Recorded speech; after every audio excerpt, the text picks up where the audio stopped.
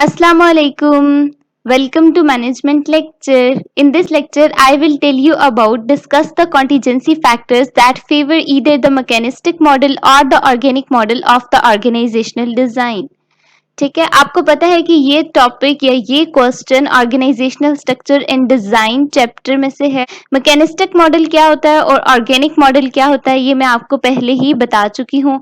सो आप लोग वो वाला लेक्चर पहले वॉच करें, उसके बाद आप लोग कॉन्टीजेंसी फैक्टर्स को स्टडी कीजिएगा। इस वीडियो के अंदर मैं आप लोगों को कॉन्टीजेंसी फैक्टर्स और मैकेनिस्टिक और ऑर्गेनिक मॉडल से रिलेटेड जो भी मटेरियल प्रोवाइड करूंगी, आप लोगों ने वीडियो को पास करके उसे राइट डाउन कर लेना है और वो इनफ है इस लॉन्ग क्वेश्चन को अटेम्प्ट करने के लिए। When Carol Birds took over the CEO position at Yahoo from the co-founder Jerry Yang, she found a company hobbled by slow decision making and ineffective execution on those decisions. Carol Bartz को Jerry Yang ने Yahoo में CEO बना दिया। ठीक है, अब जो carol birds है उसने देखा कि वहां पर बहुत ज्यादा स्लो डिसीजन मेकिंग है और इसके साथ साथ जो भी फैसला लिया जाता है वो इनइफेक्टिव एग्जीक्यूशन होती है उसकी, कि वो लोग उस पर सही तरीके से अमल नहीं करते। ठीक है, यानी उसका जो प्रोसेस है एग्जीक्यूशन का वो बहुत ज्यादा इनइफेक्टिव है। फिर उसने क्या किया? Bart said, "There's penalty that has bogged this company down. For a company that was once the darling of the web search, Yahoo seemed to have lost its way. A serious misstep in an industry where change is continual and rapid." उसने कहा कि organisation के अंदर बहुत सी चीजें ऐसी हैं जिन्होंने ऑर्गेनाइजेशन को तबाह करने का एक रोल प्ले किया है। ठीक है, उस ऑर्गेनाइजेशन को फंसा दिया है। एक वक्त था कि जब याहू जो है वो वेब सर्च की डार्लिंग थी, यानी याहू को सर्चिंग के लिए बहुत ज्यादा इस्तेमाल किया जाता था। लेकिन फिर क्या हुआ, क्योंकि स्लो डिसीजन मेकिंग की वजह से कुछ ऐसे लोग ऑर्गेनाइजेशन के अंदर आ गए जिन्होंने अपना 100% इनपुट नहीं दिया। ठीक है, जिन्होंने मेहनत नहीं की, जिनकी वजह से ऑर्गेनाइजेशन को खतरात का सामना करना पड़ा, ऑर्गेनाइजेशन फंस चुकी थी और वो ऑर्गेनाइजेशन जो कि वेब सर्च की डार्लिंग थी, अब वो अपना जो उसका वे है वो लॉस्ट कर चुकी थी। ठीक है, ये कैरोल बर्ड्स ने कहा कि याहू लॉस्ट इट्स वे। ठीक है, याहू ने अपना जो भी उसका रास्ता था उसको खो दिया है, यानी अब वो वेब सर्च की डार्लिंग नहीं रही। अब ऑर्गेनाइजेशन के अंदर कंटिन्यूअल एंड रैपिड चेंज की जरूरत है। ठीक है, जैसे ही ऑर्गेनाइजेशन चेंज होगी तो दोबारा से हो सकता है कि वो अपना पहले वाला मकाम हासिल कर ले, लेकिन ये बहुत ज्यादा टफ है याहू के लिए अब वो दोबारा से वो वाली पोजीशन हासिल कर सके। सो कैरोल बर्ड्स ने अपना बहुत अच्छा रोल प्ले किया ऑर्गेनाइजेशन के लिए। Arts implemented a new streamlined structure that was intended to make the company a typically organizations with a routine technology adapt a mechanistic structure and those with a non-routine technology adapt an organic structure. Birds ने organisation के अंदर new streamline structure जो है वो implement किया और इसका मकसद क्या था कि कंपनी को, ऑर्गेनाइजेशन को एक रूटीन टेक्नोलॉजी का इस्तेमाल करवाया जाए, और अगर वो रूटीन टेक्नोलॉजी का इस्तेमाल करती है तो वो मैकेनिस्टिक स्ट्रक्चर को इम्प्लीमेंट करेगी। अगर वो ऑर्गेनाइजेशन नॉन रूटीन टेक्नोलॉजी का इस्तेमाल करती है तो वो फिर ऑर्गेनिक स्ट्रक्चर को इम्प्लीमेंट करेगी। अब आपको मैकेनिस्टिक स्ट्रक्चर और ऑर्गेनिक स्ट्रक्चर के बारे में यहाँ पे पता होना चाहिए ताकि आपको इस पैराग्राफ की समझ आ जाए। मैकेनिस्टिक स्ट्रक्चर वो होता है जिसके अंदर हर चीज मुनज्जम हो। आपने अपने एम्प्लॉयज को रूल्स के जरिए बाउंड किया होता है कि वो वही काम करेंगे जो कि ऑर्गेनाइजेशन के अंदर करवाया जाएगा, या वही मेथड यूज करेंगे जो उन्हें बताया जाएगा। ठीक है, वो खुद से कुछ नहीं कर सकते। सही, जबकि ऑर्गेनिक स्ट्रक्चर जो होता है इसके अंदर एम्प्लॉयज को आज़ादी होती है कि वो अपना काम खुद अच्छे तरीके से कर सके जिस तरह वो करना चाहेंगे।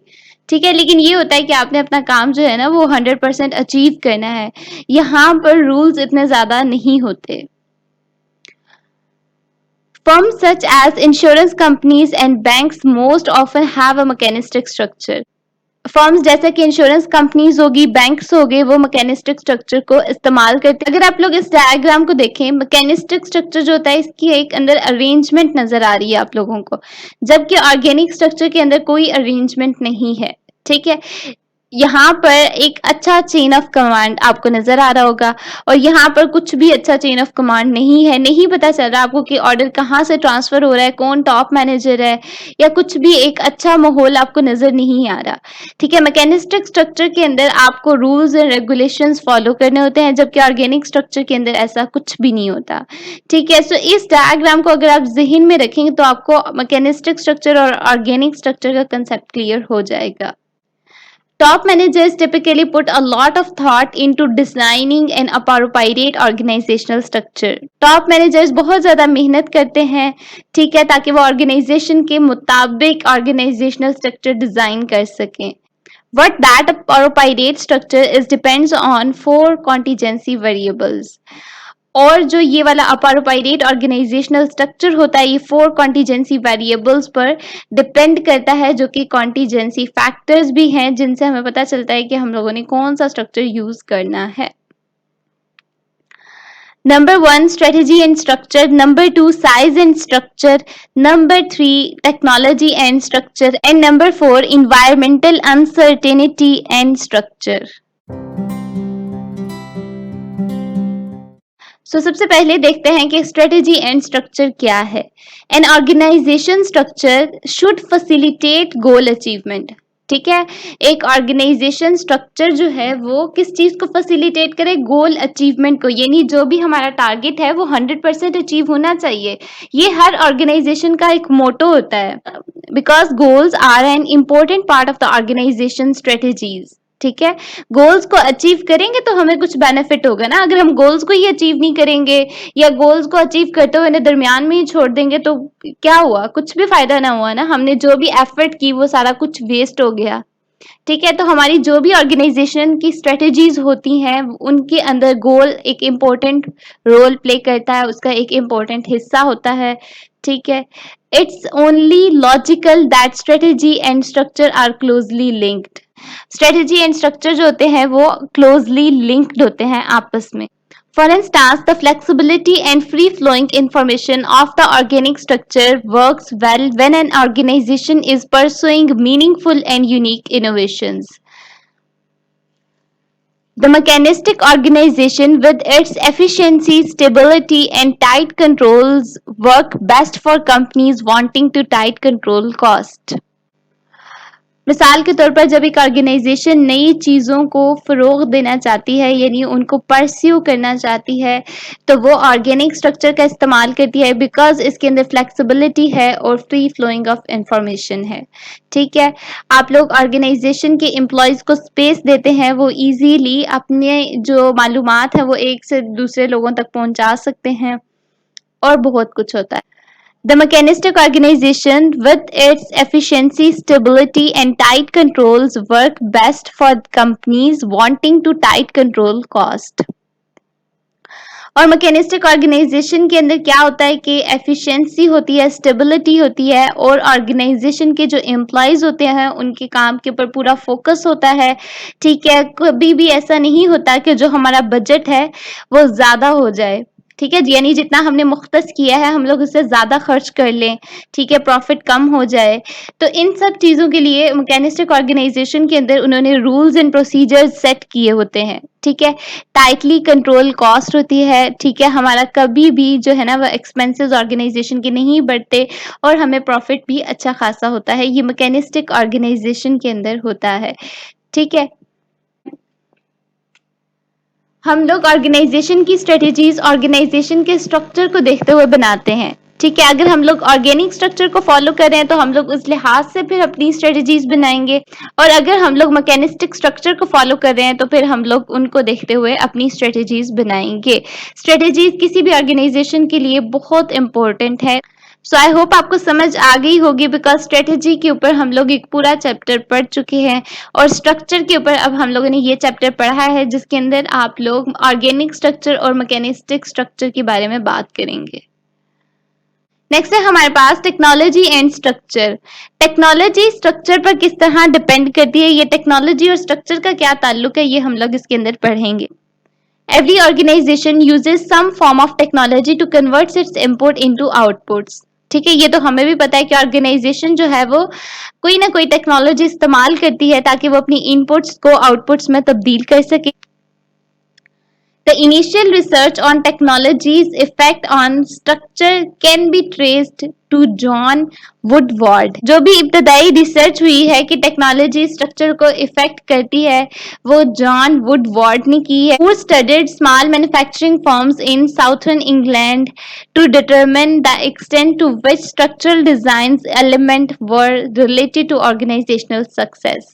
ठीक है, जिन्होंने ये स्टडी किया है कि स्ट्रक्चरल डिजाइन एलिमेंट्स किस हद तक ऑर्गेनाइजेशनल की सक्सेस से रिलेट करते हैं, किस हद तक उस पर डिपेंड करते हैं। She divided the firms into 3 distinct technologies that had increasing levels of complexity। Firms को 3 distinct technologies के अंदर डिवाइड किया है जिन्होंने complexity का लेवल मजीद इंक्रीज कर दिया है। अब हम लोग पढ़ते हैं कि वो वाली ऑर्गेनाइजेशंस कौन सी हैं। First category, unit production, describe the production of items in units or small batches। पहली कैटेगरी कौन सी है? Unit production. ऑर्गेनाइजेशन के अंदर का एक ऐसा हिस्सा जहां पर प्रोडक्शन की जाती है और वहां पर वो बताएंगे कि आज के दिन हम लोगों ने कितने आइटम्स प्रोड्यूस किए हैं, ठीक है, या फिर स्मॉल बैचेस वगैरह। The second category, mass production, describe large batch manufacturing। ठीक है, सेकेंड कैटेगरी mass production की है जहां पर हम लोग large batch manufacturing यानी बड़ी सतह पर जो भी चीजें बनाई जाती है उनकी बात करें। Finally, the third and most technically complex group, process production, include continuous process production। Third पर हम लोग टेक्निकली कम्प्लेक्स ग्रुप की बात करते हैं जहां पे जो प्रोडक्शन का प्रोसेस है वो कंटिन्यूअल है। In general, the more routine technology, the more mechanistic structure can be। ठीक है, जितनी ज्यादा हम लोग रूटीन टेक्नोलॉजी को इस्तेमाल करेंगे उतना ज्यादा हमारा जो स्ट्रक्चर होगा वो मैकेनिस्टिक होगा। And organizations with more no routine technology are more likely to have organic structures। और ऐसी ऑर्गेनाइजेशंस जो कि रूटीन टेक्नोलॉजी का इस्तेमाल नहीं करती वो ऑर्गेनिक स्ट्रक्चर्स को इस्तेमाल करती हैं। ठीक है, सो बेसिकली आपको पता चल गया होगा कि जब हम टेक्नोलॉजी की बात करते हैं तो हम मैकेनिस्टिक स्ट्रक्चर की बात करते हैं और जब हम टेक्नोलॉजी की बात नहीं करते तो हम ऑर्गेनिक स्ट्रक्चर की बात करते हैं। और यहाँ पर जहां तक कि फर्स्ट कैटेगरी, सेकंड कैटेगरी और थर्ड कैटेगरी की बात है तो फर्स्ट कैटेगरी के अंदर आप लोगों ने याद रखना है कि यूनिट प्रोडक्शन होगी, सेकंड कैटेगरी के अंदर हमारे पास मास प्रोडक्शन होगी और थर्ड कैटेगरी के अंदर हमारे पास कॉन्टिन्यूस प्रोसेस प्रोडक्शन होगी। ठीक है, नंबर थर्ड पे है हमारे पास size and structure. Size and structure क्या है? There is considerable evidence that an organization size affects its structure. इस बात का वाजिया सबूत है कि ऑर्गेनाइजेशन का साइज उसके स्ट्रक्चर पर इफेक्ट करता है। Large organizations typically considered to be those with more than 2000 employees। Large organizations वो वाली होंगी जिनके अंदर 2000 या 2000 से ज्यादा employees काम करते होंगे। ठीक है, 2000 employees tend to have more specialization, departmentalization, centralization and rules and regulations than do small organizations। अब ये जो लार्ज ऑर्गेनाइजेशंस हैं इनमें जो वर्कर्स जो एम्प्लॉयज काम करते हैं वो मोर स्पेशलाइज्ड है यानी अपने काम में ज़्यादा महारत रखते हैं। डिपार्टमेंटलाइजेशन लार्ज ऑर्गेनाइजेशंस की बहुत अच्छी है। इसके साथ साथ सेंट्रलाइजेशन यानी ऑर्गेनाइजेशन के जो टॉप मैनेजर्स हैं वो ऑर्गेनाइजेशन के लिए डिसीजन लेते हैं, इनपुट प्रोवाइड करते हैं। और इसके साथ साथ ऑर्गेनाइजेशन के जो रूल्स एंड रेगुलेशंस हैं वो बहुत अच्छे होंगे। ठीक है, अब आप कह सकते हैं कि जो लार्ज ऑर्गेनाइजेशंस हैं वो मैकेनिस्टिक इन नेचर हैं। लार्ज ऑर्गेनाइजेशंस के अंदर एम्प्लॉयज को रूल्स एंड रेगुलेशंस के जरिए मेंटेन किया जाता है।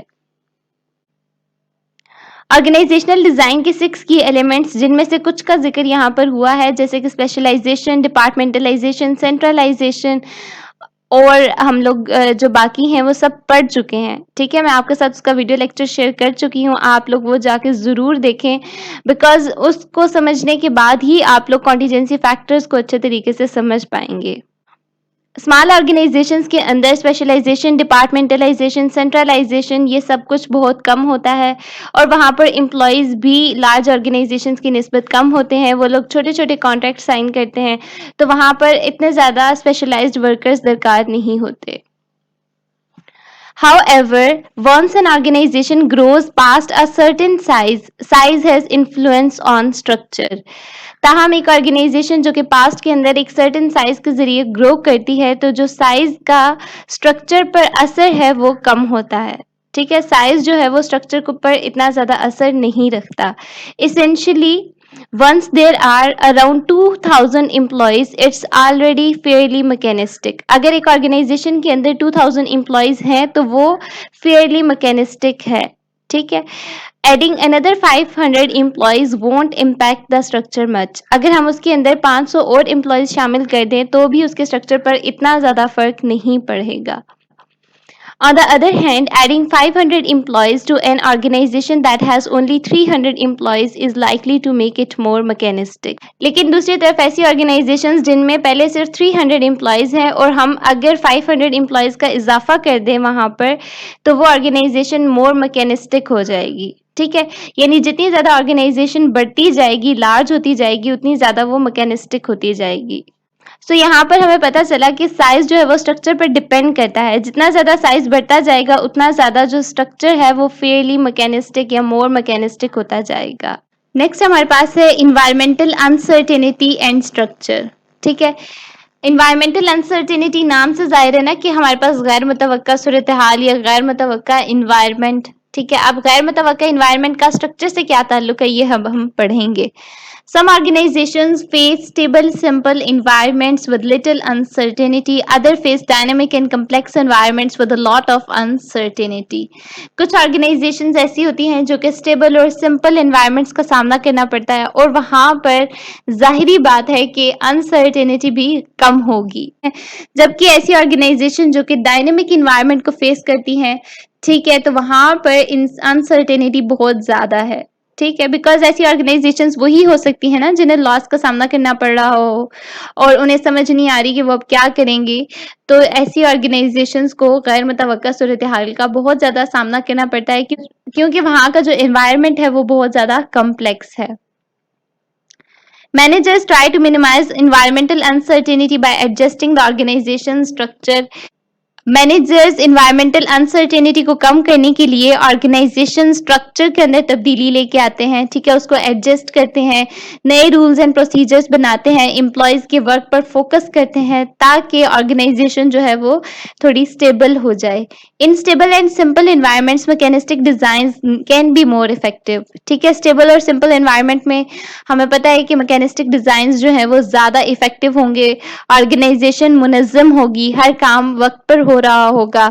ठीक है, एम्प्लॉयज के ऊपर उनकी पूरी तवज्जो होगी और उन्हें इसी वजह से कम गैर यकीनी सूरत हाल का सामना करना पड़ेगा। On the other hand, the greater the uncertainty, the more the organizations need the flexibility of an organic design. जहां पर अनसर्टेनिटी ज्यादा होगी वहां पर ऑर्गेनाइजेशंस को अपने अंदर फ्लेक्सिबिलिटी लाना पड़ेगी, अपने ऑर्गेनिक डिजाइन को मजीद बेहतर करना होगा। For example, the uncertain nature of oil industry means that oil companies need to be flexible. अगर ऑयल इंडस्ट्री को गैर यकीनी सूरत हाल का सामना करना पड़ रहा हो तो उसे समझ जाना चाहिए कि ऑयल कंपनीज को अपने ऑर्गेनिक डिजाइन के अंदर तब्दीली लानी होगी। ठीक है, उसे मजीद फ्लेक्सिबल बनाना हो, इस तरह उनका जो कम्प्लेक्स एनवायरनमेंट है वो स्टेबल हो जाएगा। ठीक है, और उनकी जो गैर यकीनी सूरत हाल है वो भी कम हो जाएगी। सो आई होप आपको इन्वायरमेंटल अनसर्टेनिटी और स्ट्रक्चर के बारे में पता चल गया होगा। अगर आप लोगों को कॉन्टिजेंसी फैक्टर से रिलेटेड कोई भी ऐसी चीज जो समझ ना आई हो, आप लोग कमेंट्स के अंदर पूछ सकते हैं। बहुत इजी है, रट्टा लगाने की बिल्कुल भी जरूरत नहीं है, इसको समझ के लिखें। आई होप आप लोग बहुत अच्छी थ्योरी ऐड कर सकते हैं। Don't forget to subscribe this channel for more interesting management lectures. Happy learning and thanks for watching.